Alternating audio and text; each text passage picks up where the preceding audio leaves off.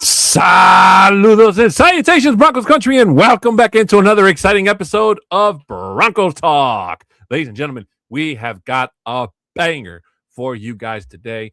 Libre and I are going to talk about everything that's going to be coming up in next week's free agency period. Literally a week from today, when Broncos Talk goes on the air live next week, we are going to have more results and know the names of the players, who goes where, who's left the Broncos, who's coming into Denver, who we think may or can be an important asset to this team. Please make sure you are comfortable as hell, your food is warm, and your beer is cold, because you are not going to want to miss a single episode of today's show. And with that being said, ladies and gentlemen, if you go through a car wash, let me just say, make sure you have everything secured, especially if you have a pickup. Because I saw a video of some guy who had I don't know what the twine or metal copper wire, whatever, and it got all rolled up in the machine and it was bad. So make sure your antennas are secured. If you have anything loose, make sure you put your car in neutral, because apparently there's a growing issue where people do not know how to put their car in neutral when they're going through the car wash, which is like driving 101. So the fact that you don't know how to do it is a big, big problem. Do not accelerate until the car has come to the very end of the line. Get a grip, people. Jeez.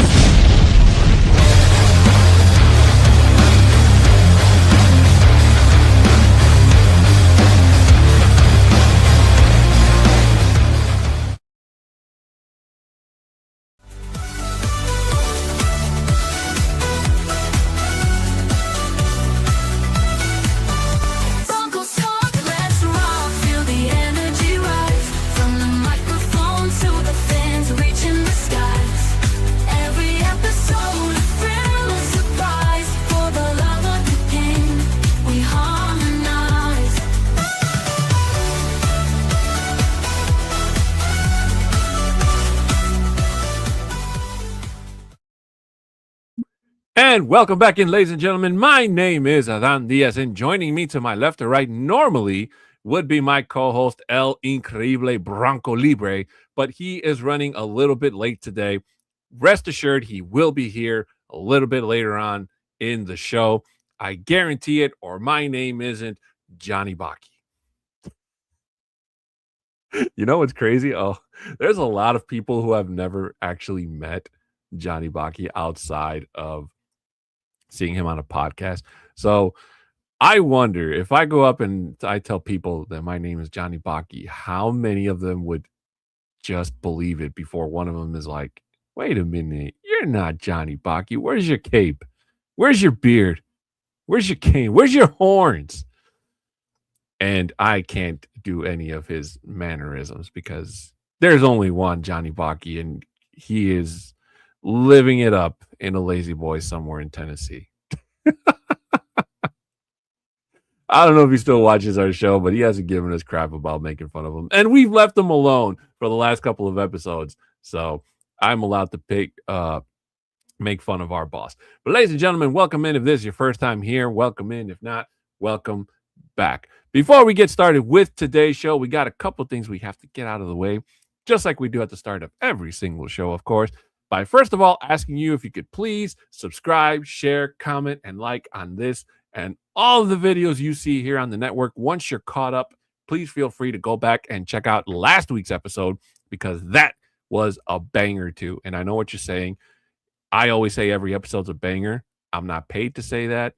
I don't have to say that, but what we do here is magic. And it's the only place where you'll see that type of magic, mind you. So make sure you subscribe, you share, you comment, and like on this and all the videos again, so we can get the word out to everybody in Broncos country that we are here. Also, ladies and gentlemen, for any business inquiries, you can email at broncostalk2020@gmail.com. For those of you wondering why 2020, that was the year the podcast was born. So 6 years in the making. Also, I'd like to shout out our sponsor for today's show, which is Dubby. If you use the code OBN10, you'll get 10% off your order at checkout on all of your favorite Dubby products, flavors, and products. Again, that code is OBN10 to get your 10% off your order at checkout. Shout out to Dubby and for being a continued sponsor of this and all the shows here on the Orange and Blue Network. Also, ladies and gentlemen, please, for those of you on audio, regardless of what platform you're listening us to, 5-star reviews are much appreciated. And if you'd like, you can screenshot it and you can send it to our Twitter handles that you'll see right there on the bottom for those of you with visual technology. My Twitter name is at a 6'10" Mexican. Bronco Libre, if he were here right now, would say his is at Bronco Libre 5280. And of course, ladies and gentlemen, the show schedule, which is still, as of this recording, still going on.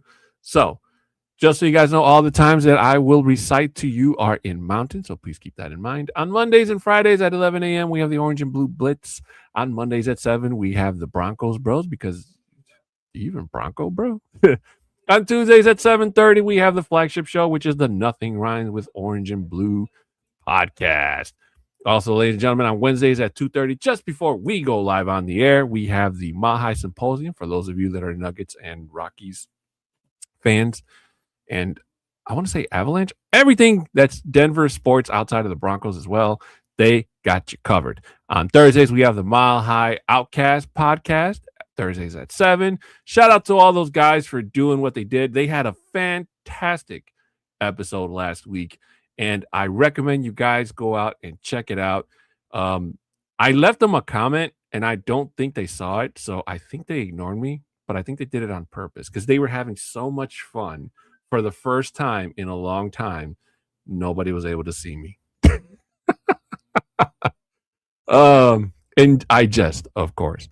On Fridays, during the off season, we have the Viva Los Broncos podcast. So during the off season, we will stream Viva Los Broncos once a month until preseason. When preseason starts, Viva Los Broncos will be back on every single Friday for the duration of the season. So Viva Los Broncos will be back this coming Friday. No, not this coming Friday. Sorry, next Friday, March 13th, to talk about the draft results.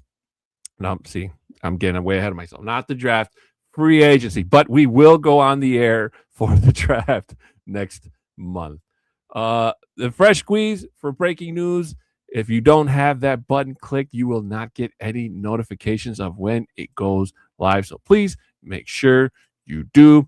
And then during the season, we have the Get Bucked pregame show where the guys come to you live and bring you all the news up to date before the start of the game. For those that don't have access to watch the game, we also got you covered with the Bucking Booth where the guys will break down play-by-play. And then the postgame show, regardless of the result. So the Buck Your Feelings postgame show where we would go over what went down in the game, the good, the bad, and the Baki, as we like to say here on this show. And look forward to the Broncos' next matchup for the following week. You know, that's still, even with Libre not here, that's still a whole lot harder for me to do. I don't know why. It's even a whole lot more challenging in Spanish when I do it. Sometimes when I have to go on and Libre's not here, just for the simple fact that it's kind of harder for me to conjure different sentences in Spanish than it is in English. So trying to make everything sound fit and not being able to ping off of my co-host is a little bit challenging. So, but I know that somewhere out there, Libre's laughing his butt off because he loves to see me suffer. I don't know why. But ladies and gentlemen, it has been a kind of a crazy start to the pre-free agency period. Now, legal tampering, I believe, starts this coming Monday. And then the following day, on Tuesday, is the draft. The draft. I keep getting on the free agency period starts. I'll get it right eventually, I promise. Free agency will start that day. So players will officially be able to sign the deals or contracts that they made verbatim starting from I would say now, because I think most teams right now can negotiate verbatim, but nothing can be signed and nothing is promised. Anything could happen. And let me tell you guys, just something sidebar here. What happened with if you guys follow the Bears, or I'm pretty sure it made national headlines because it's pretty crazy. The fact that the center for the Bears decided to retire just out of the blue, I'm telling you, there are a lot of pissed off Bears fans here in Chicago, and rightfully so, because you signed that man to a 3-year deal. He played really, really good.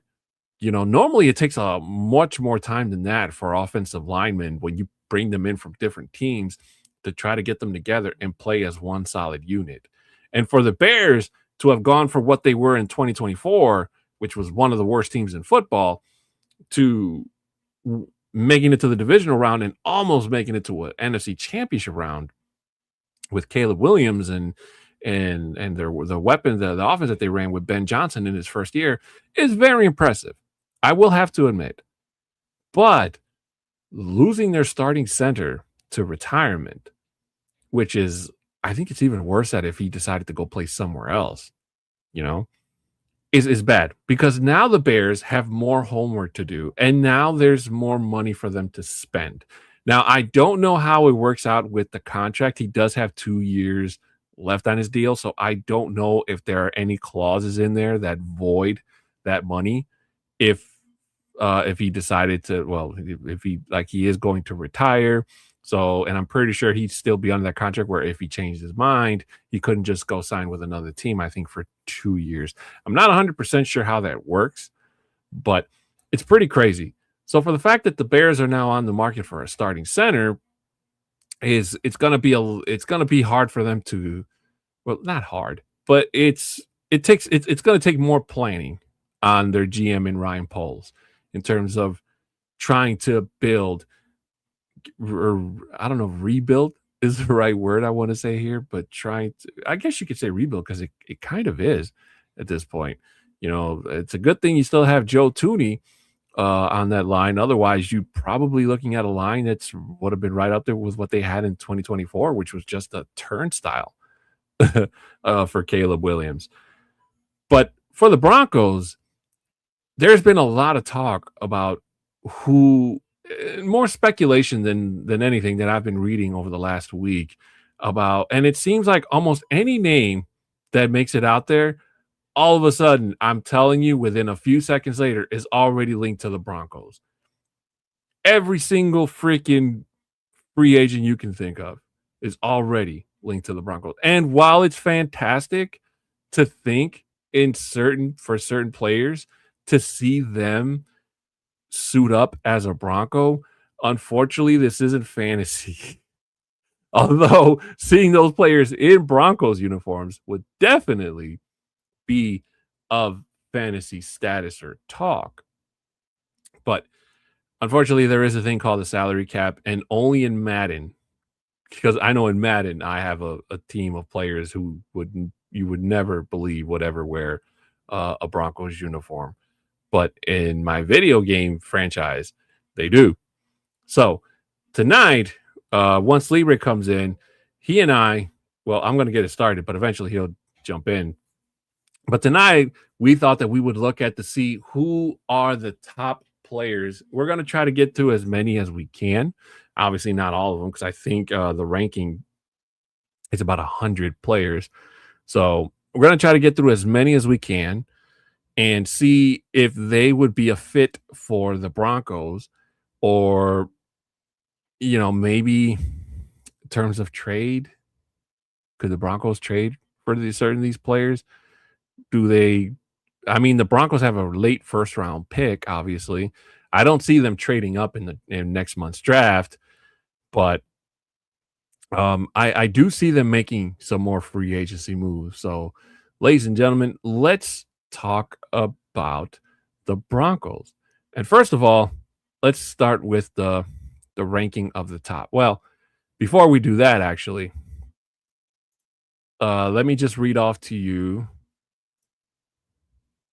Let's add that. Let me just read off to you what they said, what the Broncos need, according to NFL.com. The Broncos, according to the NFL, they say that they need a running back, a wide receiver, and a linebacker, which I wholeheartedly agree.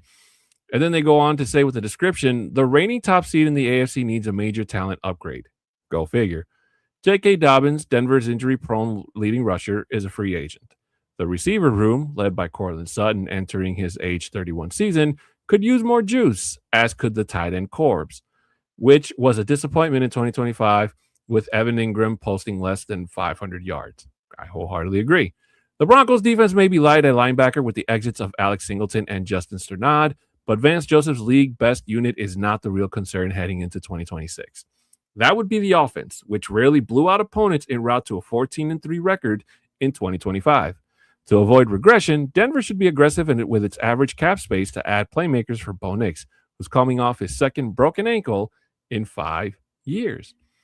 Now, all of that is right to say that is definitely true. I mean, we still don't know what's going to happen with Singleton and Sternad. Sternad has come and gone in years past. So I wouldn't be surprised if he does test the waters in free agency and nothing comes out of it, and then he ends up coming back. I could see that. The same thing with Singleton. But Singleton, I believe, has more value, has more market value because he still is a hell of a player. But we don't 100% know what's going on with the mindset and Tyler reminding me Sternad is signed. Oh, okay. See, I didn't even know that. I never got it. Dak saying, "What's up, my boys? LFG Broncos Locos." That sounds like another show. Don't give Johnny any more ideas, Dak. And Shai Vargas saying, "Hey, what's up, dude?" But thank you, Tyler, for the correction. Sternad is signed, which means that we just have to worry about Singleton. I wouldn't mind seeing Singleton come back for another year because he could still, under his tutelage, show and teach any new incoming players that the Broncos get, whether it's through free agency or the draft. But let's start off with the list. At number 1, which is Trey Hendrickson, which is no surprise. He's an edge rusher, for those that don't know, and he is entering his 2026. He's going to be 31 entering this coming season. And what he brings is a relentless defender off the edge with a deep toolbox of counters and a knack for making plays late in the down. In 7 games last season, he had 4 sacks. His 17.5 sacks and 65 pressures in 2024 were league highs. Hendrickson would immediately upgrade just about any team's defensive line. Now, that's a lot of good. That's good writing. I'll definitely say that. That's definitely good writing. But edge rushers entering their 30s start to kind of lose their juice. Not to take anything away from Trey Hendrickson, but you kind of have to take into consideration can he continue to be an every down player? Do you put him on a snap count? And it all depends on what teams he goes to and who the talent is around him. Because to have a guy like Trey Hendrickson go to a team that can't really use him to his full ability, especially if there's no other pressure on that defensive line, it's just going to be a way. He might as well have stayed in Cincinnati in that regard. And I'm pretty sure that Trey is not going to come at a cheap price. Obviously not, because this is free agency. So every single player that's going to get signed during free agency, for those that don't know, they're all going to come at hefty prices. And they're all going to be overpaid. But that's just how it is. Teams have to overpay for players to get them to sign to play for their respective clubs.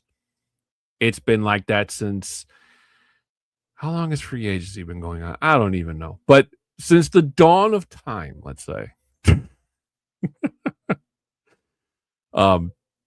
Now, could the Broncos use a guy like Trey Hendrickson? In certain regards, yes, but Trey is looking to be a starter. So you would have to either pull Jonathan Cooper as a starter or Nick Bonito as a starter. Could you convince one of those guys to be a rotational piece and say, hey, we're just going to keep rotating you? He'd be nice to have in case, God forbid, knock on wood, that one of them goes down with an injury. And then you don't have to rely on your 2s and 3s or even practice squad or trade for a pass rusher during if the trade deadline is still going on. Because after the deadline, anybody that gets hurt, especially your pass rushers, are pretty much, it's not going to be fun. And the Broncos would have to pony up a good amount of money to even sniff the services of one Trey Hendrickson. Now, that would definitely be a wonderful addition and something, a nice toy for Vance Joseph to have to play with and add to his arsenal. But it would come steep.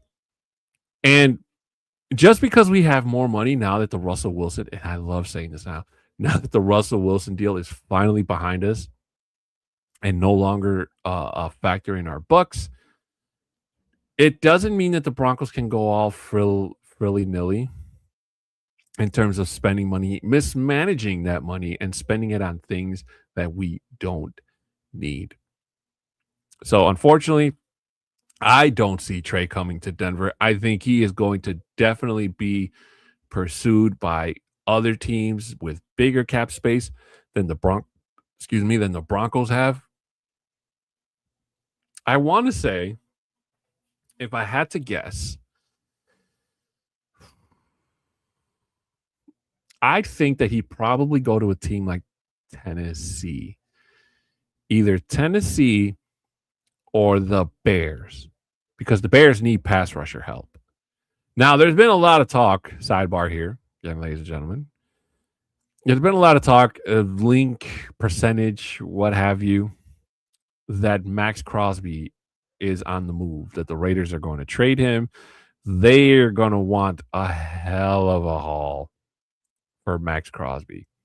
And he's also been linked to the Bears. So he could come play for Chicago. I mean, it wouldn't be anything out of the ordinary. I mean, the Bears were able to, at one point in history, secure Khalil Mack.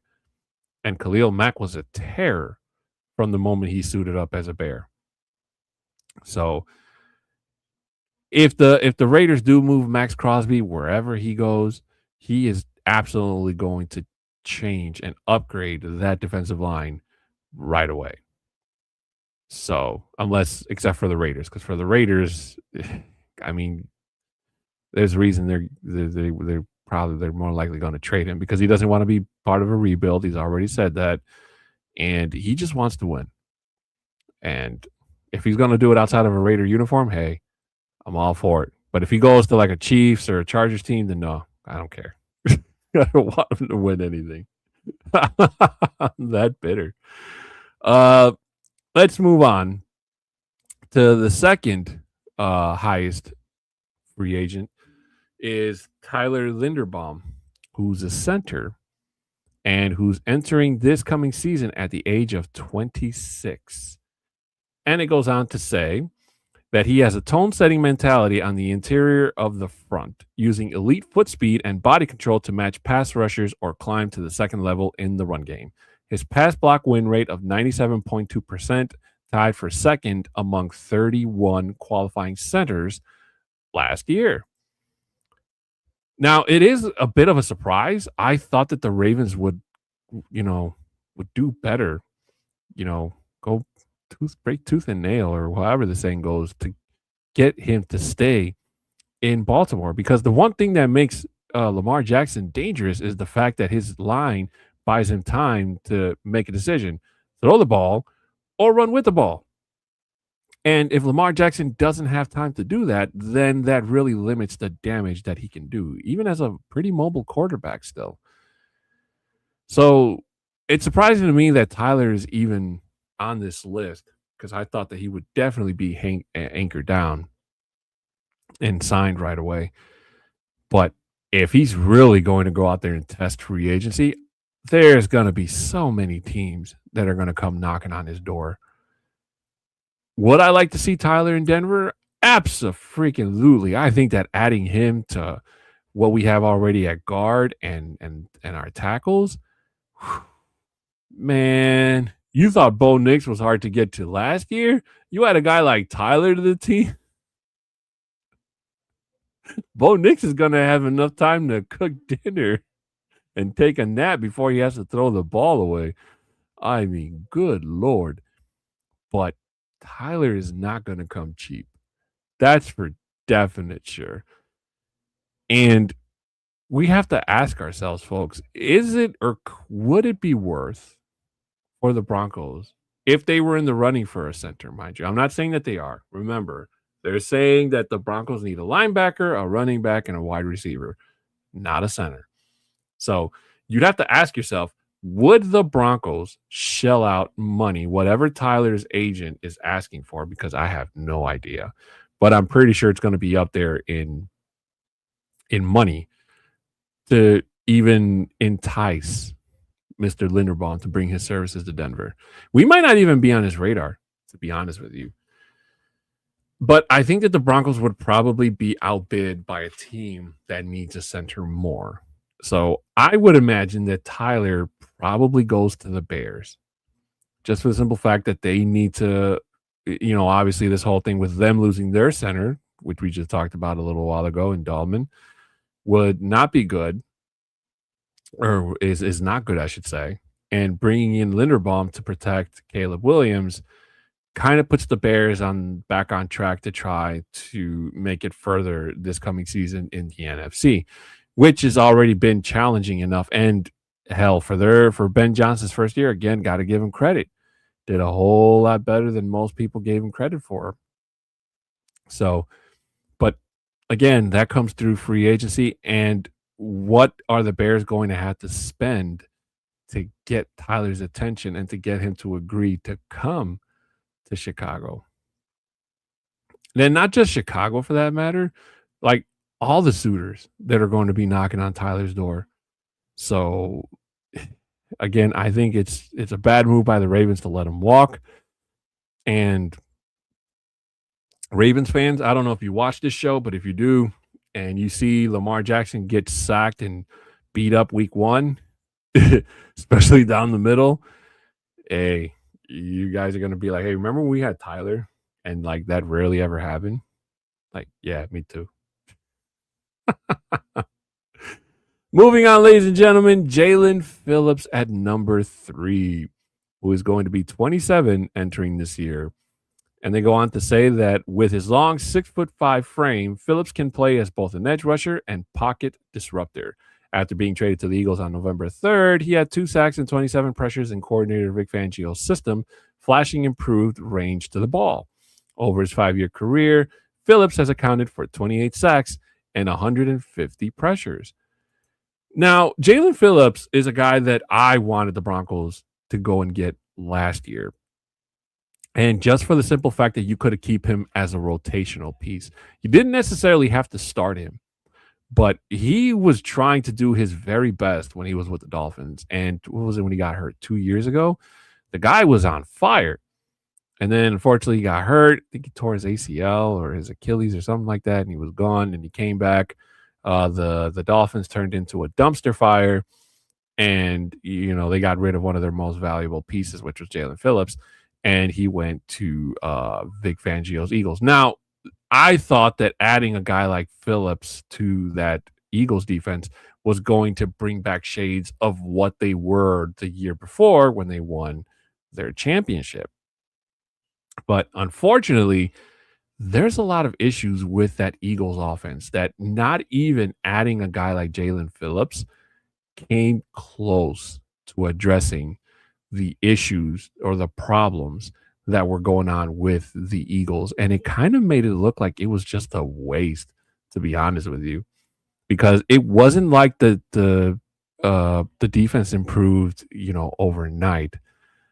So, and it even says right there, he only had 2 sacks out of his entire time as an Eagle. So it was kind of like, I don't know if it was maybe he just couldn't get accustomed to the way Vic Fangio's system runs or what have you. I couldn't tell you. Unfortunately, I am not that type of NFL analyst where I analyze every play and tell you every defensive scheme and cover and all that stuff. I just tell you what I see during highlights and uh just through me own peepers, as they say in the old time. So adding Jalen, would Jalen Phillips be a good addition to the Broncos? He'd be a good addition, I would agree. But I don't think that Jalen Phillips would want to come to Denver again to be a rotational piece. I think he would want to come and be a starter to prove himself. And I didn't take that into consideration when I wanted the Broncos to get him through trade before the trade deadline last year. But I would be more than happy to have him in the Broncos because even as a rotational piece, when Cooper or Benito got to come out and for a breather, he still can get to the quarterback, and he still got plenty of gas in the tank to do so. Now the injury is a concern. His injury history could be a concern, and it could limit him to what teams approach him and what they can expect to pay him. But regardless, when you're desperate enough, you got to do what you got to do to get the job done. So if Phillips weren't to go to Denver, let's see who needs. Well, the Cardinals, I would say, would need pass rusher help big time, but they're kind of in a bit of a rebuild. They don't have any idea what they're doing, to be honest with you. They already announced that they're letting go of Kyler Murray. So does that mean that they're going to go and give Josh Rosen, their former first round pick, a call? See if he's not doing anything and wants to come back. Oh my God. Could you imagine if Josh Rosen did come back? Jay Weaver saying, hope you're having a great night, Adon. I'm having a very, very good night. Now, again, I do apologize for my co-host not being here. He told me he'd be here. I don't know how late he's going to go. And I know I guaranteed you he would be here. So hopefully he does show up. And if he doesn't, then I will definitely apologize on his behalf again. But when you're a superhero and you're out saving the world, and you're on the other side of the world, for that matter, it can be kind of tough trying to get back home. And for those of you that didn't know, Bronco Libre can fly. Not very fast, but he can fly. But don't tell him I said that. Moving on to number 4, we have Alec Pierce, wide receiver, who's entering this season age 26. And it goes on to say that a vertical stretch target at 6'3" and 211 pounds, Pierce averaged a league best 21.3 yards per catch in 2025. He also topped the 1,000-yard receiving mark and brought in 6 touchdowns. Pierce has the straight line speed to lift the safeties, creating open coverage, voids underneath for other targets. With more volume and an increased role, he has the skills to produce as a multi-level route runner. Now, Alex Pierce is an interesting choice. Would he be the choice for the Broncos, though? I don't know. I don't know if the Broncos got Alec Pierce, if he can be the number one. Because right now, what the Broncos need in that wide receiver aspect is a number one. And not somebody that's going to compete with Marvin Mims or Troy Franklin or Pat Bryant. We don't need them to come in and be that. We need them to be just like that paragraph says, that stretches the safeties and opening the coverage.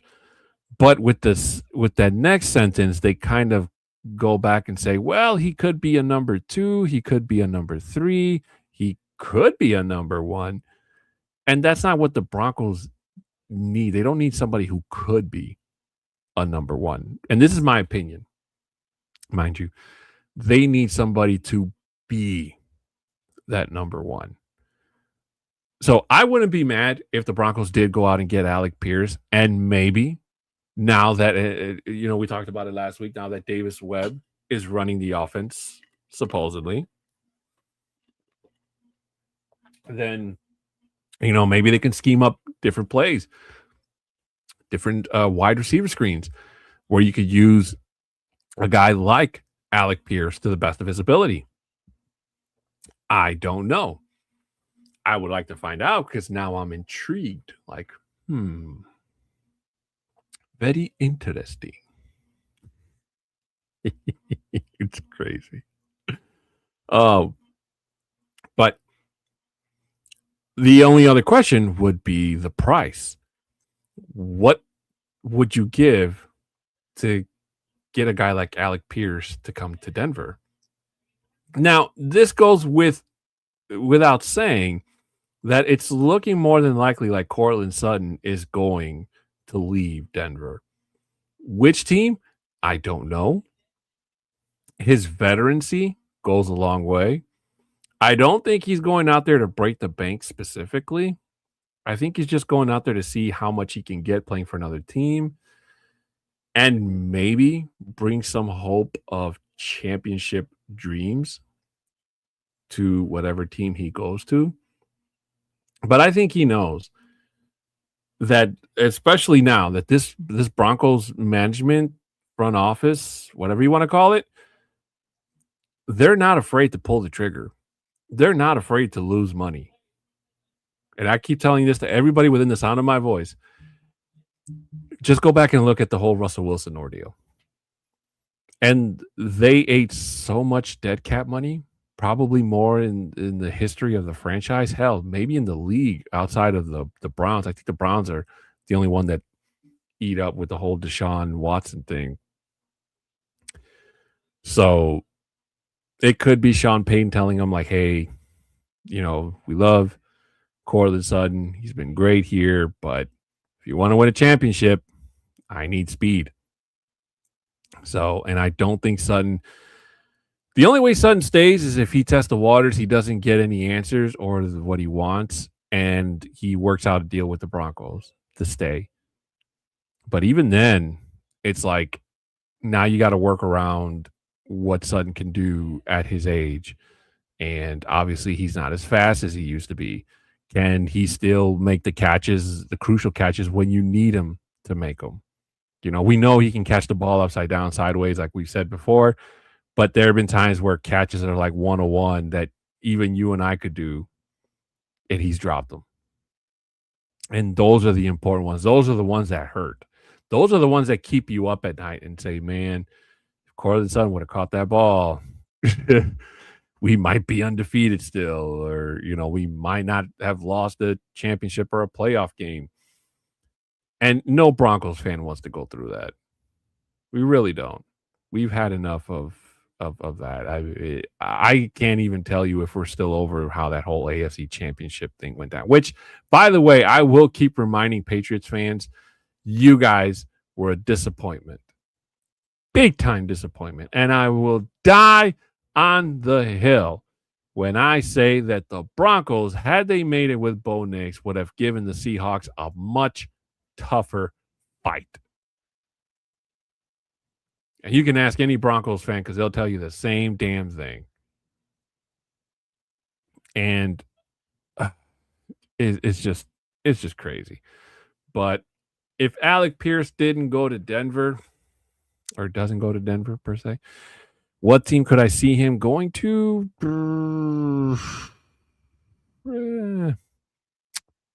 I want to say maybe the Giants. Because, they're going to get Cam Scatterbo back. They're more than likely going to keep Jameis Winston. Russell Wilson is more than gone. And Jackson Dart seems to be the guy that's going to run the show in New York.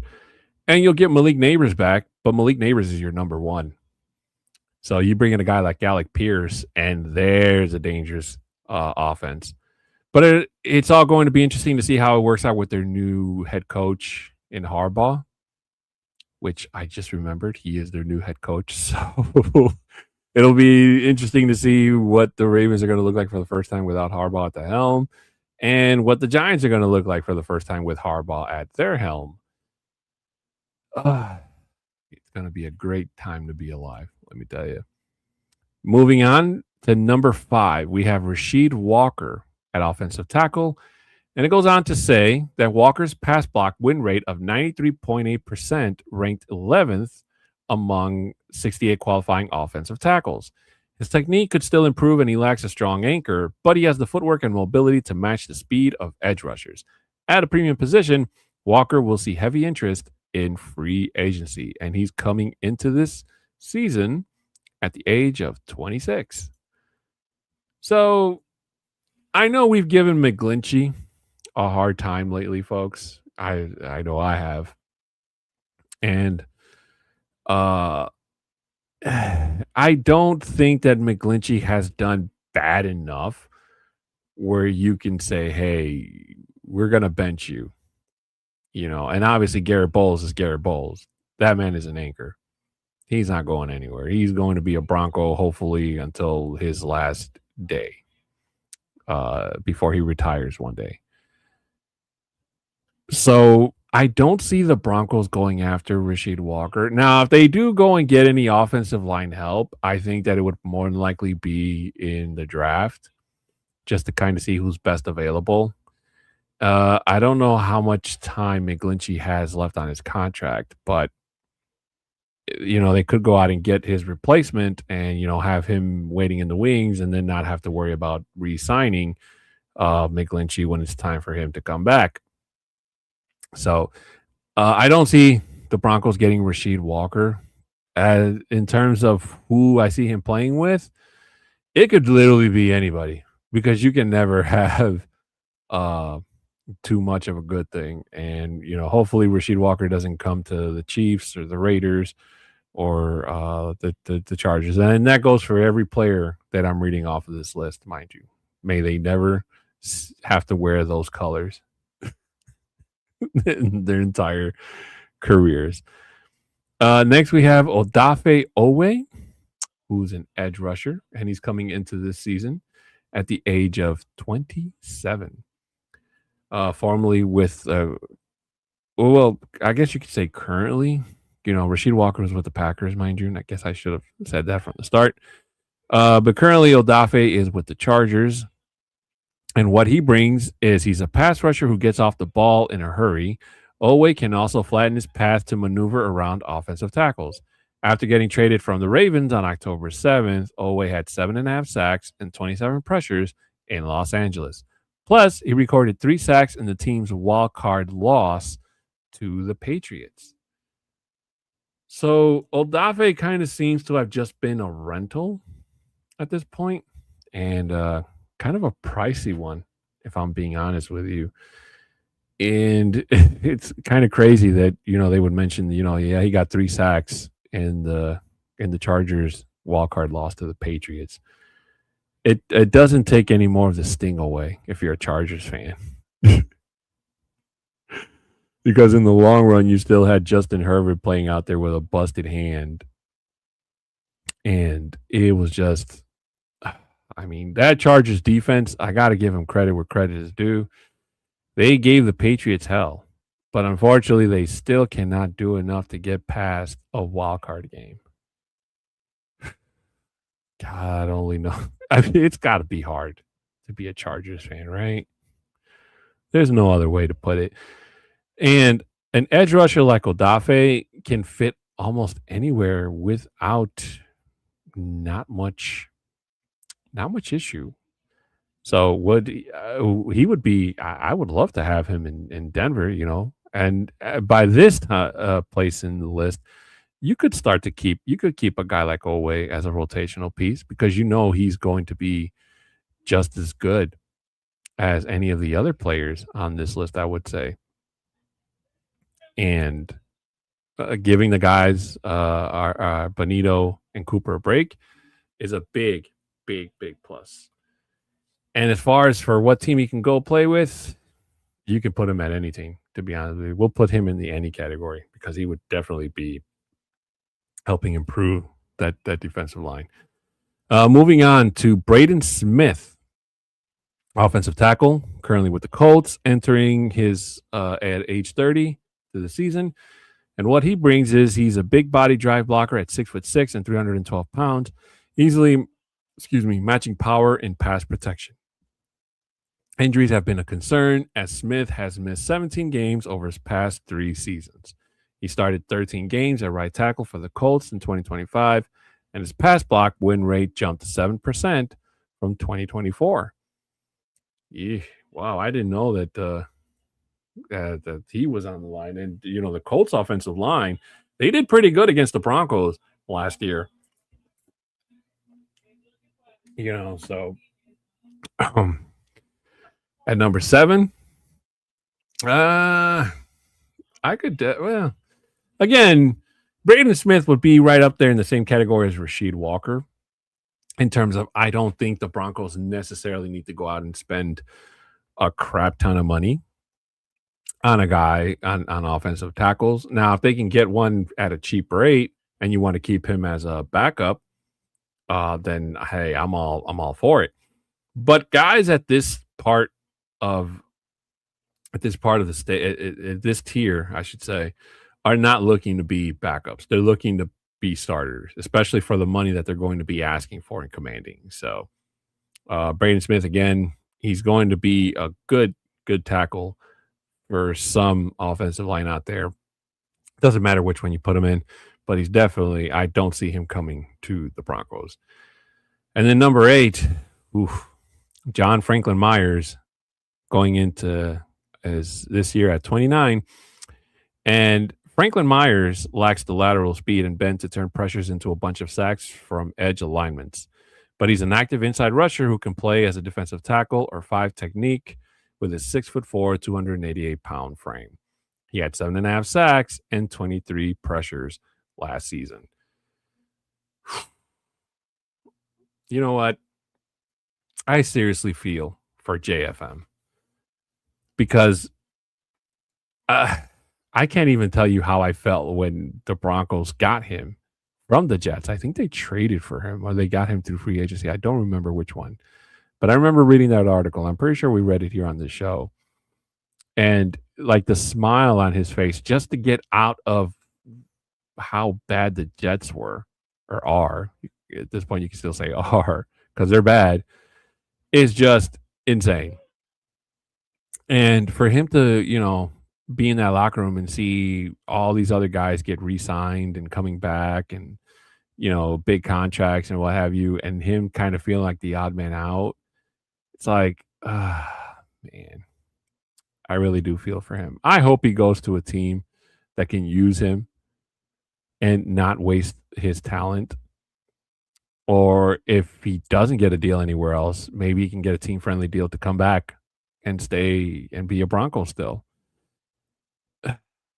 But at 29 years old, it's going to have to be a lot of convincing to get a team to get him a multi-year contract and have him promise to deliver what he did. Now, granted, you got to remember he came into this line and he was there with DJ Jones and Zach Allen, Nick Bonito, and Jonathan Cooper. So he was playing with some really good boys on that line.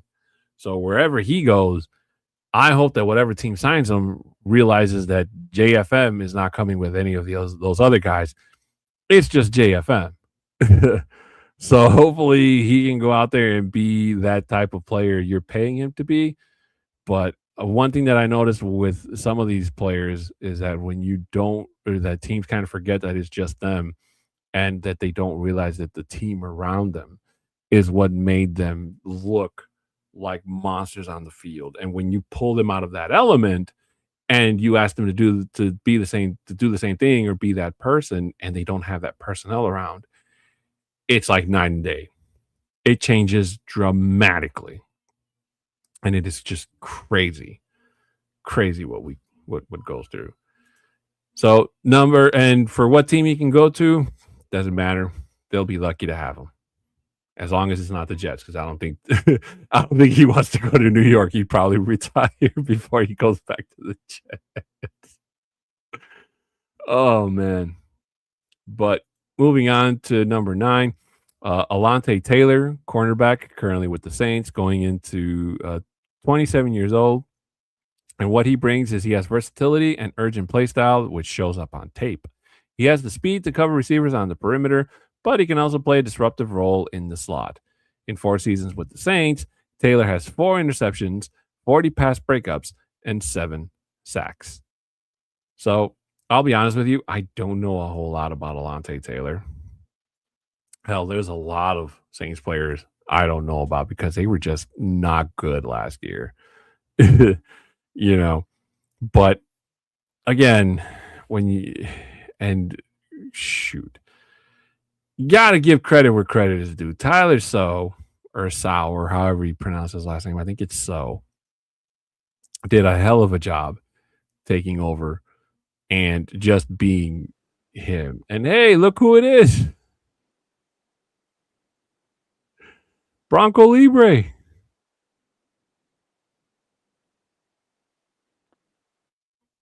Libre, can you hear me? Can you hear me now? Yeah, I can hear you, brother. What's happening, Broncos country? Sorry for the delay, but guess what? I'm here. I told our audience that you were flying from the other side of the world, like literally flying, like Superman flying, and I was, and I actually heard it because I've been listening to the podcast. Sorry for being late. I just had a technician here fixing my dryer, so that's why I'm late. He just left. All right, well, Libre, let's go back to the beginning, and you can give us your thoughts from number 1 on down, since I'm pretty sure everybody's tired of hearing me talking. So you can start off with Trey Hendrickson, my friend. Do you want me to read the description for you, or did you hear it earlier? No, I heard it. Okay. But you know what? Let me tell you about Trey.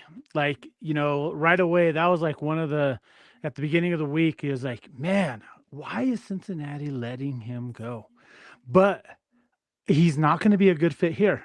Our linebacker, our edge rushing crew is a full camp. It's full. Our that room is full because they even talked about with Von Miller coming in. Like, even though Von Miller has said, hey, let me get in there, I will take a reduced role, but it doesn't fit. Unfortunately, like, he would be a great player here, but I don't think it'd be a good system for him itself. And at that point, and I don't care where he goes because it's not going to happen here. It doesn't matter. Hey, look at that. This is like Libre still has the same energy from last week. Isn't that amazing, folks? That's why we love him. What about our number 2 player, Libre, Tyler Linderbaum? This is a position maybe that we could probably sneak away with and probably bring him in, but I don't think it's going to be a big need for us at this time.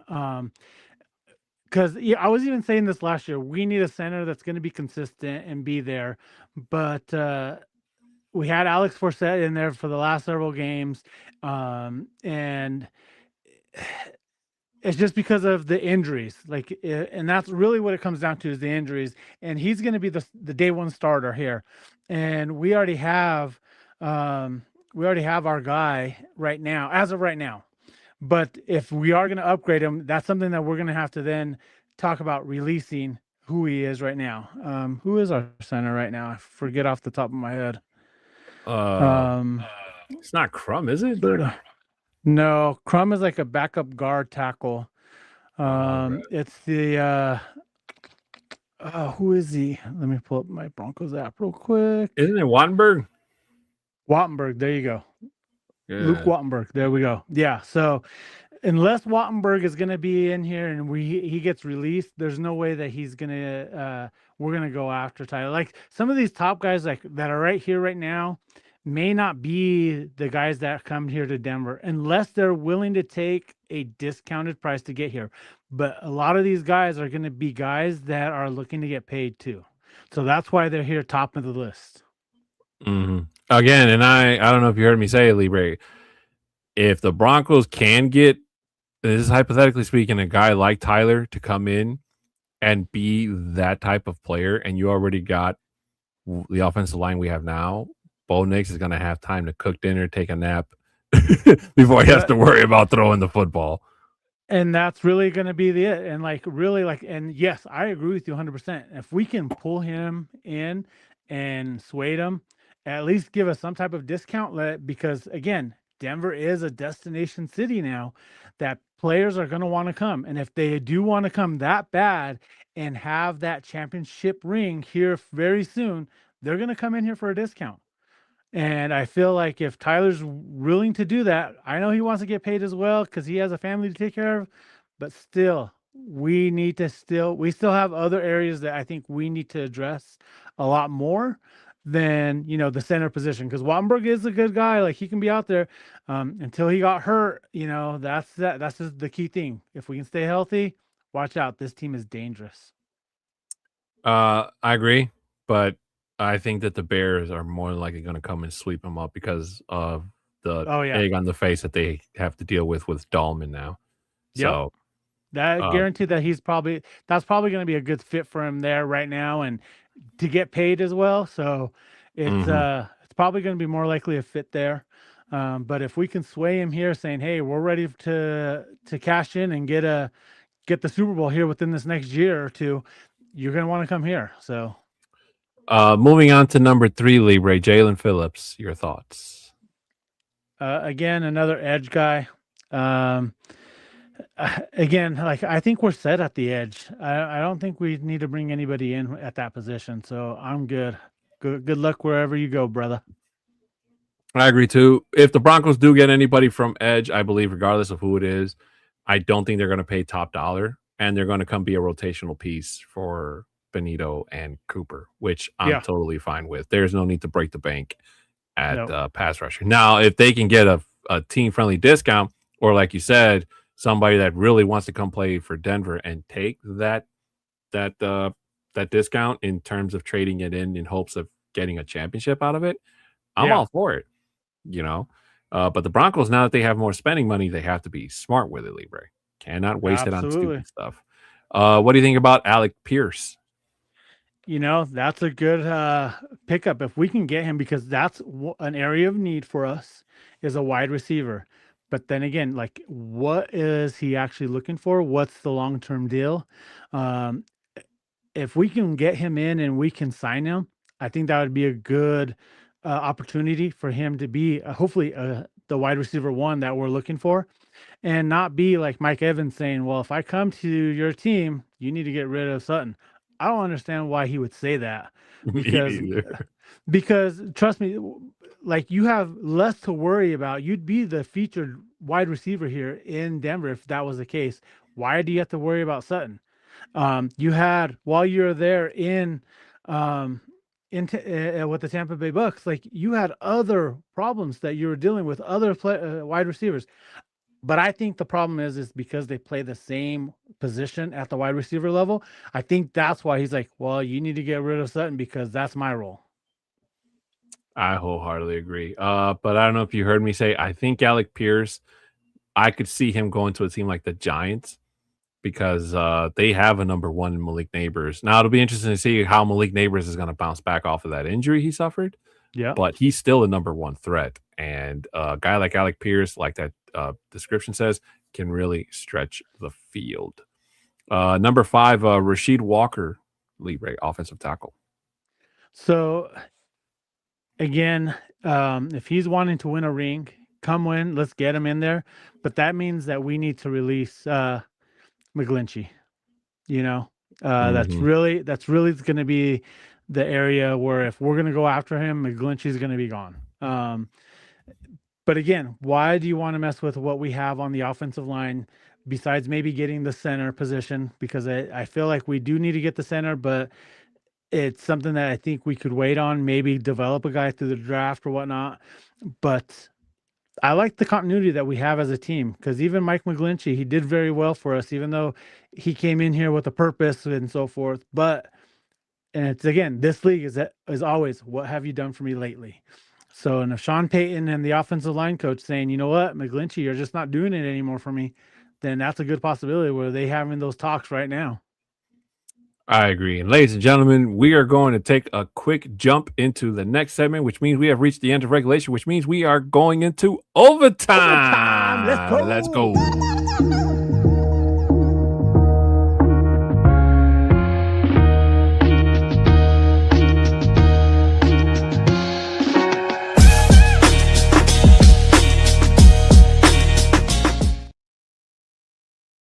And welcome back in, ladies and gentlemen. This is Broncos Talk Overtime. Now, normally this would be the part of the show where Libre and I let our hair down figuratively and talk about anything going on within our lives that we want to talk about. But since we're talking free agency, I almost said draft again. Since we're talking free agency and Libre did kind of join us in a little bit later to today's show, we're going to continue the free agency talk for the remainder of the show. So hopefully that's okay with you. But I still stick by my comment I said at the beginning of the show. Car wash people, make sure your windows are up. You put your freaking car in neutral and stop being those idiots I see on TikTok. But thanks for the laugh, though. I appreciate it. Right. But, one thing before we do go on, I want to say condolences to the Lou Holtz family and friends. He passed away earlier today. He was 89 years old. He helped Notre Dame win the national title in 1988. So rest in peace to Lou Holtz.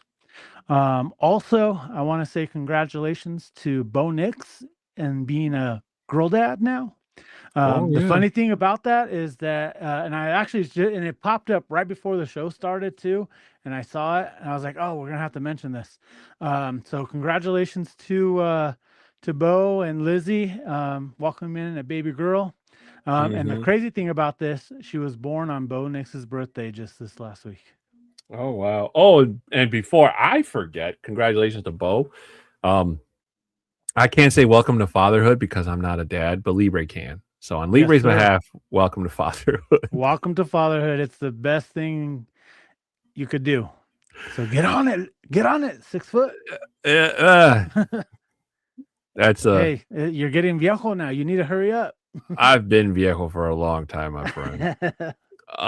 But before we get back to the free agency talk, ladies and gentlemen, and this is something I should have mentioned at the beginning of the show, we here at the Orange and Blue Network have been picked as one of the top 40 podcasts, Broncos podcasts.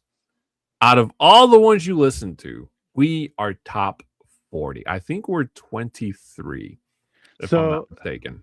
Yeah, so I took this up, and this is coming from FeedSport. What is it? FeedSport or FeedSpotPodcast.com. They indicated that out of all the Denver Bronco podcasts, that they go in and they rank these guys, all the podcasts out there. Not just saying who has the most followers, not who has all that, but who does more consistent stuff with Broncos on, consistently. They look at the number of followers, they look at the engagement, they look at all of our, like, what's nice that, because I got an email about it as well, and I shared it with the guys, and we are number 23 out of 40 of Denver Bronco podcasts out there. And we go against some greats out there, the DMVR, Buckham, I think there's another one, no BS Bourbon Broncos and so forth. Like, it's just crazy to see that we're up there for this award. I don't even consider it, well, I guess you can consider it an award, but it's like, these are something that they're recommending and telling people, hey, you need to go out there, watch this content because they're doing it good. I like to accept this award on behalf of everybody at Orange and Blue Network. And I just want to say that if it wasn't for me meeting Johnny Bakke and Isaiah and being their inspiration, and for being the guy that says, hey, we're going to be famous one day, and me lifting Johnny off the ground and building what we have today. And I don't care what Johnny says, because he's going to probably going to go and say that none of this is true, which is a bunch of crap. But that's why I'm putting it on the record first. Thank you guys for helping us be top 40. It is really amazing. And to everybody that's also mentioned with us, whether you're above us, below us, or right next to us. We are all Broncos country. And it is amazing to be able to share the stage and to share this awesome moment with you. Thank you guys so much. Everybody in Broncos country within the sound of my voice, whether you're watching Libre and I through the live streams, through the audio clips, whatever it is, thank you guys so much. We would not be here without you today. So thank you guys so much. Appreciate it. We appreciate it. Oh, you know, the shows just feel so much better with you, Libre, because without you, I forget how to breathe, you know? Well, that's why I'm the most important person on the show. That's true. It's true. I tell you that how many times, and you're just like, oh. Every day, and I always tell you every day too. I'm like, no, I'm not that person. You're like the bro without the Broncos. Like, it just doesn't make any sense. It goes, you know, right? Broncos bro. But moving on, Libre. Number 6, Odafe Owe, coming from the Chargers, another edge rusher. What say you? Honestly, like, go back to San Diego for a deal. Because I don't even know who this guy is. I haven't even seen his stats. I like the name right away. I don't even like, even when we played him twice a year. I don't remember hearing his name. Really? Yeah. Because it doesn't matter what he does, because we already have Casa Bonito in the house and we have Cooper, so it doesn't matter. Do you feel bonito? Mi casa bonita. Ooh.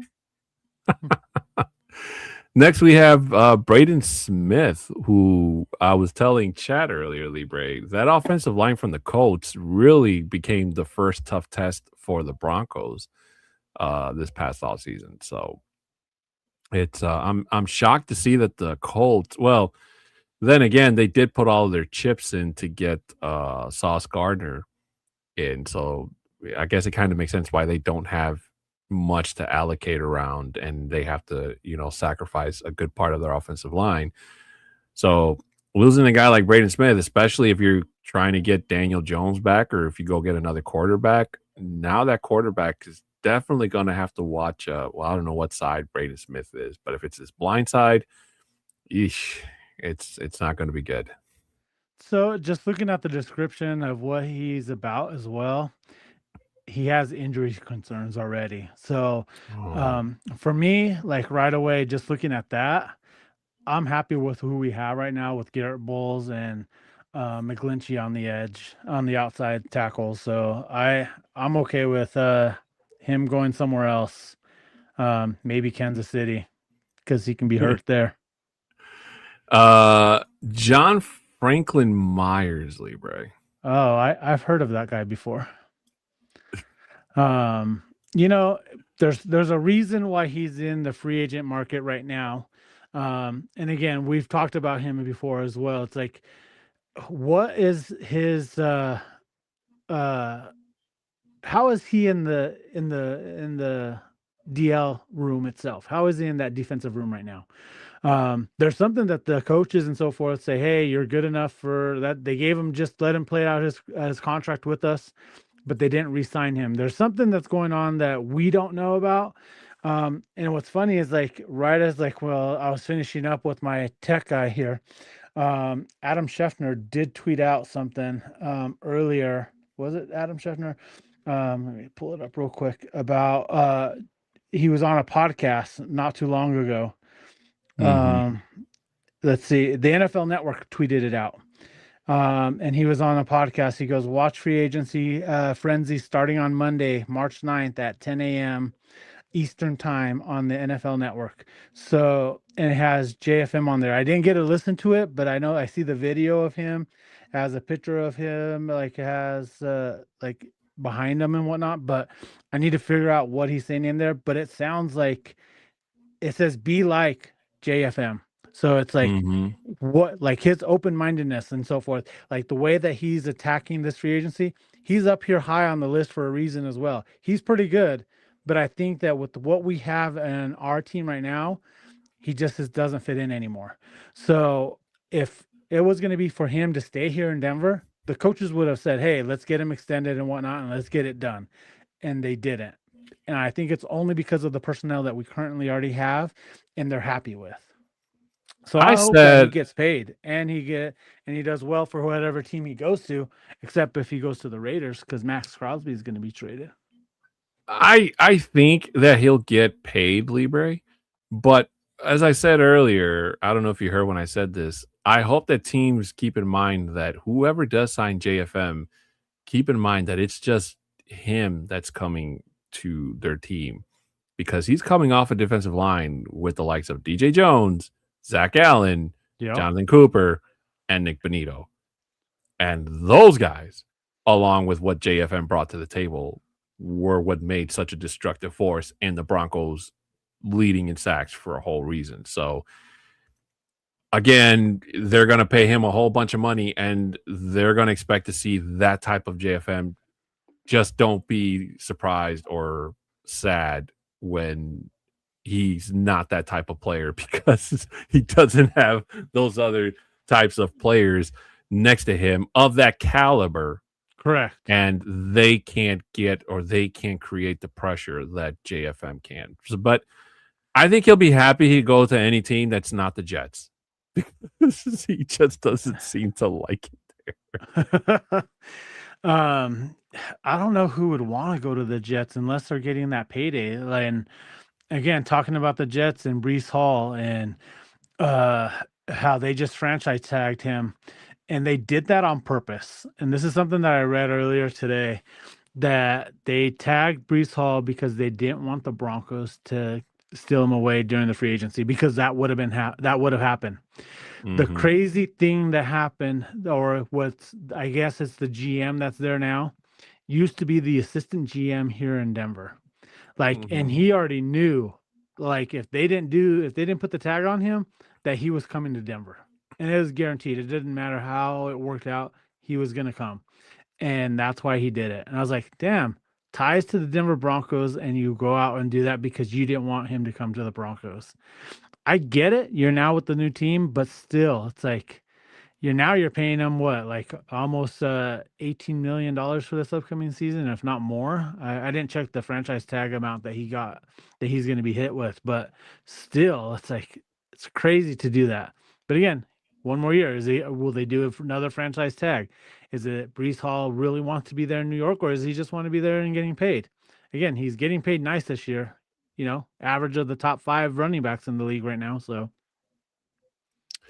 Alante Taylor, cornerback. Any thoughts on that, Libre? No.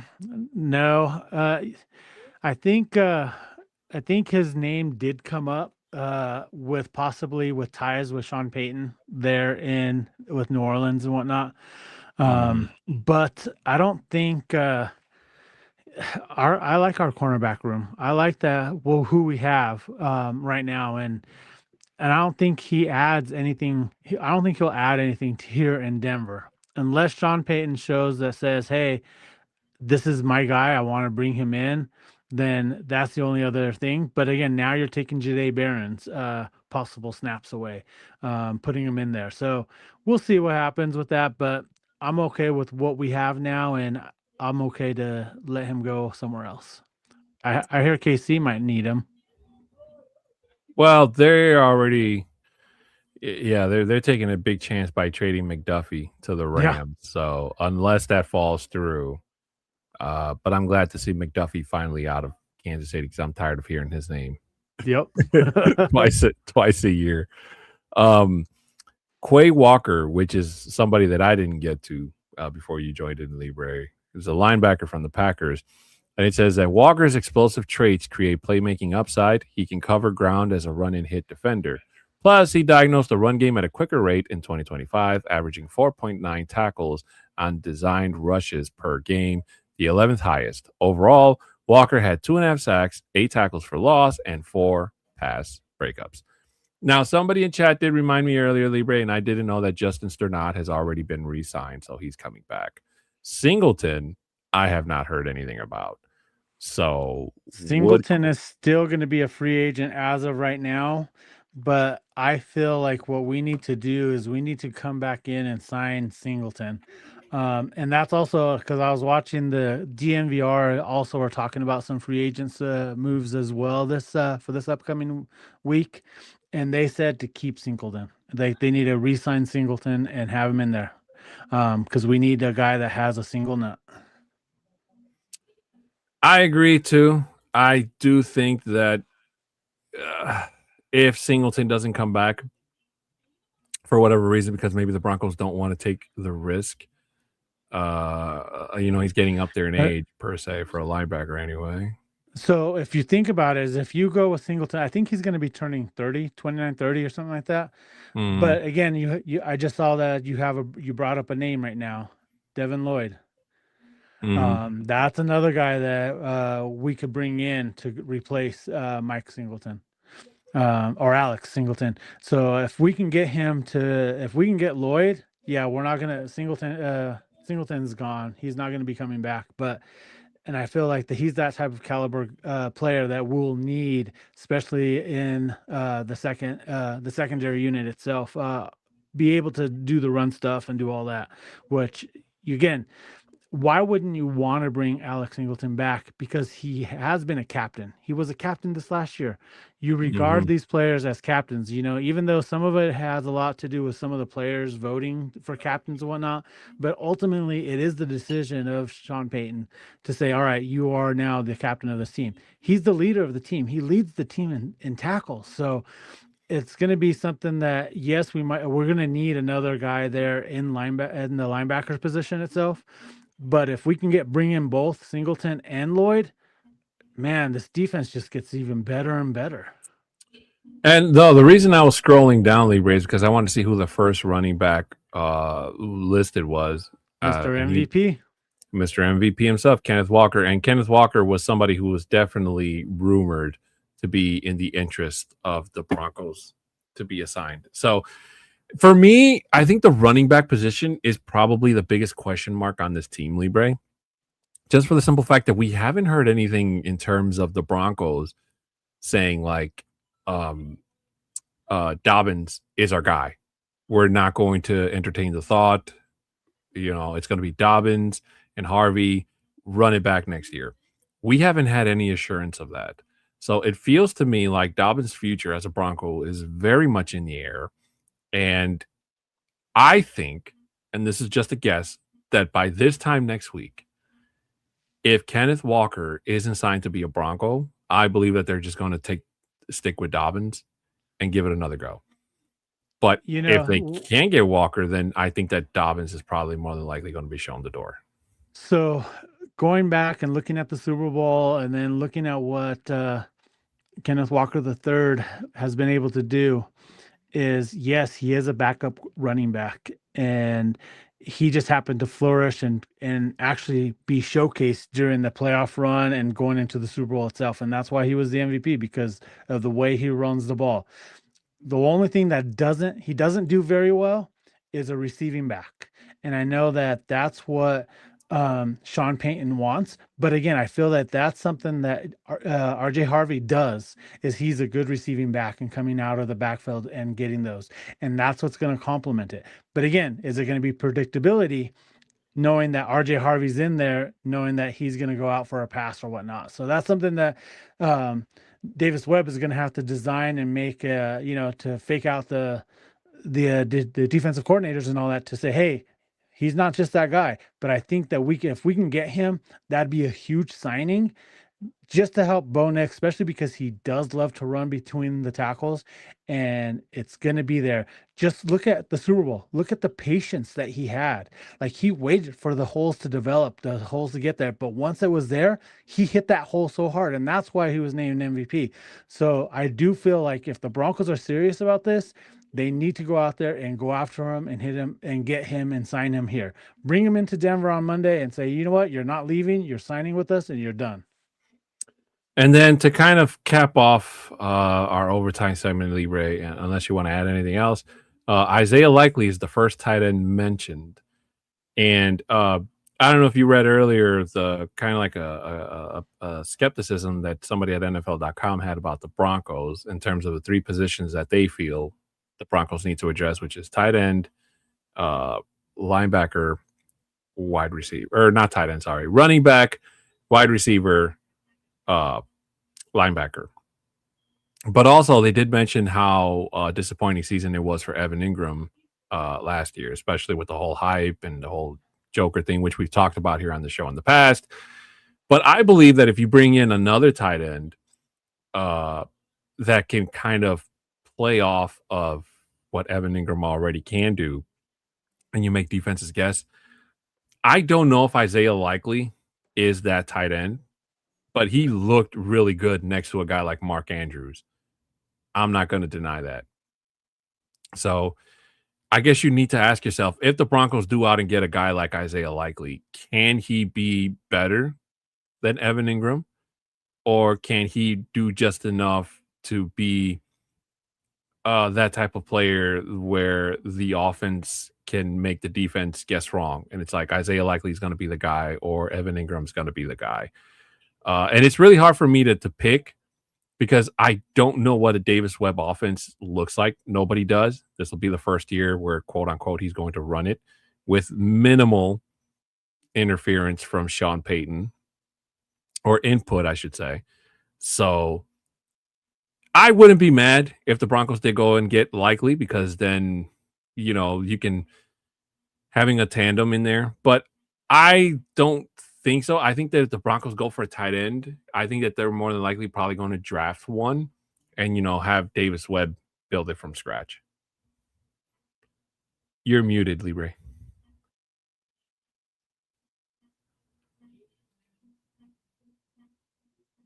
I think you muted yourself.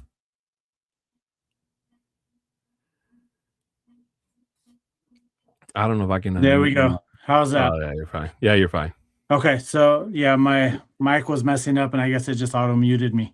But talking about the tight end position itself, and yes, like there was something I saw I think earlier today about, does Bo Nix even like tight ends? Does he even like that itself? But if we can get there at number 30 with Sadiq, that I think is going to be a possibility if we can do that. And again, I don't know if it's even at 30 or something, or even into the third round or whatnot. But yes, I feel like if we can hold on and get him, and because it's a fanatic Dax guy too. He's I think he's a little biased just because he's from Oregon. He knows him from a couple years ago, but it's neither here or there. We said that about Troy Franklin as well. But again, it's a different. He's the tight end guy. Hopefully he has that little continuity with him already. Hopefully he comes in and it actually does well here in the NFL. But if we can get that tight end within there and help draft, even though we have a loner, but again, he's raw talent that still needs to learn the game. That he's still learning the game. That's why he was drafted, just because of his size. And we just happened to get something done with that position as well. Talking about who was it? There's somebody else was talking about. Let me see. Kate Otten from the Bucks. But you know what? Like, I'm just thinking that I'm looking into him as well. It's like I'd rather draft our own guy and bring him in and get and develop our own guy as opposed to bringing somebody back in.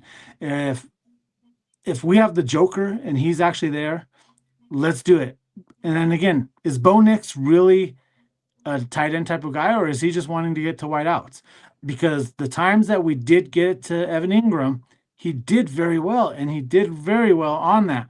I just don't understand why we didn't do that. And I'm hoping that with Davis Webb now running the offense, that it changes that narrative for us as well. I agree. And ladies and gentlemen, unfortunately, we are out of time. So thank you so much for joining us. Thank you so much for everybody that was here in the chat today. Vargas, Dak, Tyler Wakunis, and Jay Weaver, and Mahai Medlock. Thank you guys so much for being here with us. And thank you guys through whichever one of our platforms you're watching us through. Thank you so much. We appreciate you here. Before we head on out of here, just want to remind you guys, if you could please, I almost clicked the wrong button. If you can subscribe, share, comment, and like on this and all the other previous videos here on the Orange and Blue Network. If there's something you heard me and Libre talk about that you agree or don't agree with, please feel free to hit us up in the comment section and we will reply to you ASAP. Also, shout out to our sponsor, which is Dubby. If you continue to use the code, if you use the code OBN10, you'll get 10% off your order at checkout.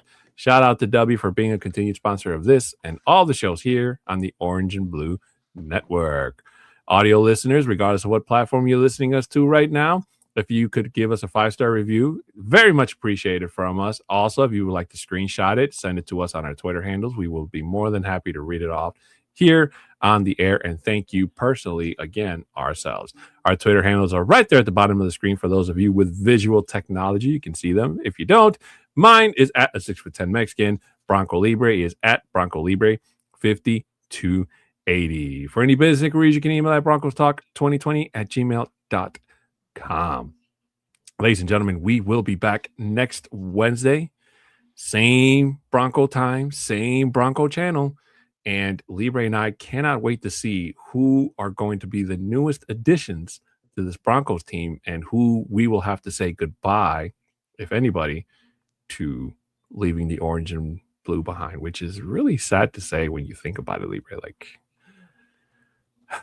you know what? Like, I like how you get sentimental with some of these players.